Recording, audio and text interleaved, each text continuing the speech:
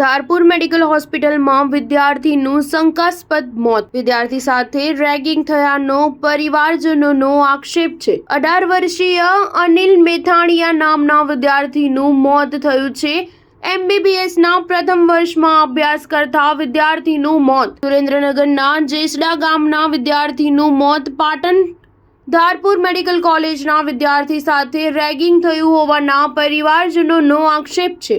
MBBS કોલેજમાં પ્રથમ વર્ષમાં અભ્યાસ કરતા વિદ્યાર્થી મેથાણીયા અનિલ નટવરભાઈનું મોત થયું છે. મળતી માહિતી મુજબ પ્રથમ વર્ષમાં અભ્યાસ કરતા વિદ્યાર્થીનું ત્રીજા વર્ષમાં કોલેજમાં અભ્યાસ કરતા વિદ્યાર્થીઓએ રેગિંગ કર્યું હોવાની વિગતો સામે આવી છે. મેથાણીયા અનિલ નટવરભાઈ સુરેન્દ્રનગરના જેસડા ગામના વતની હોવાનું જાણવા મળ્યું છે. Star news 7 Radhanpur.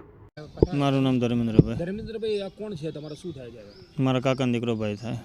કેના વતની છે ને કયા કોલેજમાં અભ્યાસ કરતા હતા? ધારપુર મેડિકલ કોલેજમાં અભ્યાસ કરતો તો પ્રથમ વર્ષમાં જ 1 મહિનો થયો તો મૂક્યો તે. અમારું મૂળ વતન જેસડા, તાલુકો ધાંગધ્રા, જિલ્લો સુરેન્દ્રનગર. શું તમને શું ફોન આવ્યો હતો ધારપુર હોસ્પિટલમાં? શું હકીકત શું છે? એ કે ચક્કર આવ્યા અને તમારો કે મારા કાકાનો ફોન મારામાં આવ્યો. એ કે તમારા છોકરાને કે ચક્કર આવ્યા અને પડી ગયેલ છે અને એડમિટ કરેલ છે. પછી અહીંયા આવ્યા તો સાહેબ એવું જણાવેલ કે મૃત્યુ પામેલ છે. છોકરાને શું શંકા છે? અમને તો જે PM અત્યારે PMથી અત્યારે મોકલેલ છે, બરાબર. PM ચાલુ છે એનું. હવે PMના રિપોર્ટ ઉપર આપણને ખબર પડે કે શું છે શંકા, એની ઉપર આધાર છે. કયા ધોરણમાં અભ્યાસ, શેમાં અભ્યાસ કર્યો? MBBSના ફર્સ્ટ યરમાં. અગાઉ ક્યારે ઘરે કોઈ કોલ આવ્યો, ક્યારે કોઈ છોકરાને કંઈ તકલીફ પડતી હોય? ના, એવું કોઈ કોલ નહીં. હાલ કોઈ બી માહિતી મળી કે હેરાનગતિ થઈ હોય છોકરા જોડે?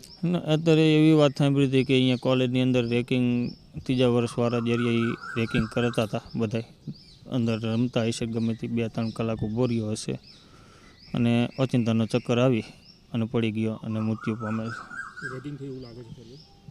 રેકિંગ થયું એવી વાત છોકરા અહીંયાના જે ધારપુરના જે રહે છે, એ અભ્યાસ કરે જે ફર્સ્ટ યરમાં, એ એમ કહેતા હતા એ કે રેકિંગ ચાલુ હતું. હવે રેગિંગ કરેલું નીકળે શું કાર્યવાહી રહેશે તમારા તરફથી? તો અમને યોગ્ય ન્યાય મળે, જે કોલેજથી યોગ્ય ન્યાય મળે, સરકારશ્રી તરફથી જે અહીંયાના જિલ્લાવાળા અધિકારી, પોલીસ અધિકારી, યોગ્ય ન્યાય મળે, બસ અમારી એ જ માગણી છે. શું નામ તમારું? મારું નામ ધર્મેન્દ્રભાઈ. ઓકે.